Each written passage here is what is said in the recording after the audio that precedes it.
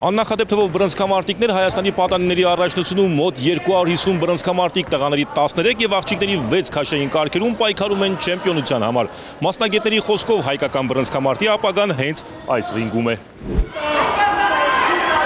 Դեպի չեմպիոնություն տանող ճանապարհին 4 եւ ավելի համար եւ անզիջում մենամարտ։ Հայաստանի պատանեկան առաջնությունում պայքարն այս տարի անչափ թեժ է, իսկ մեդալները հեշտ չեն բաշխվելու։ Մրցումային առաջին 2 օրը վարպետությամբ աչքի են ընկել Գյումրիի, Երևանի, Էջմիածնի եւ Վանաձորի բռնցքամարտիկները։ Լորվա մարզադպրոցի սան 52 կիլոգրամ քաշային Ալեն Խաչատրյանը երկրորդ հաղթանակը տարավ։ Նա խոստովանում է, որ գնում է անվանի ազգակցի Եվրոպայի կրկնակի չեմպիոն Սամսոն Խաչատրյանի հետքերով։ Երեք ավելի շատ լարված էի, դժվար էր գնալ առաջի բոյը անելը, երկրորդն ավելի հեշտ էր, նախ առաջի բոյում լարված էի,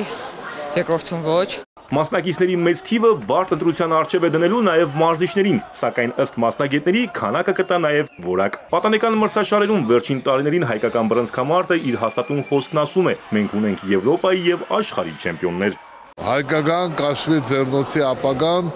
հենց այս բռնցքամարտիկներն են, որ պետք է փոխարինեն մեր լավագույններին։ Թեժ պայքար է գնում 250 բռնցքամարտիկների մեջ եւ բոլորն են ուզում են դառնալ չեմպիոն։ Սա մեր ֆեդերացիայի աշխատանքն է, հատկապես ֆեդերացիայի նախագահի աշխատանքն է, որ բռնցքամարտը նորից լավ թափ է հավաքել։ Այս տարի նույնպես բռնցքամարտիկների առջև լուրջ խնդիր է դրված։ Նշաձողը բավականին բարձր է։ Պետք է գերազանցել 2024-ի 3 ոսկե, 5 արծաթե եւ 1 բրոնզե մեդալի նվաճումը։ Ինչքան քանակը շատ է, այդքան լավ կընտրենք լավագույններին։ Խնդիրը դրված է լավ արդյունքներ ցույց տալ Եվրոպայի առաջնությանը,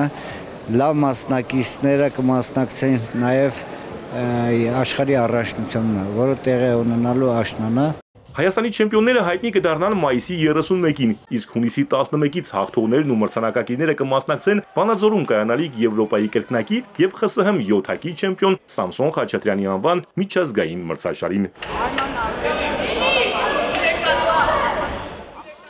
Արամ Մանուկյան, Սիմիկ Մայլյան, Էպիկենտրոն։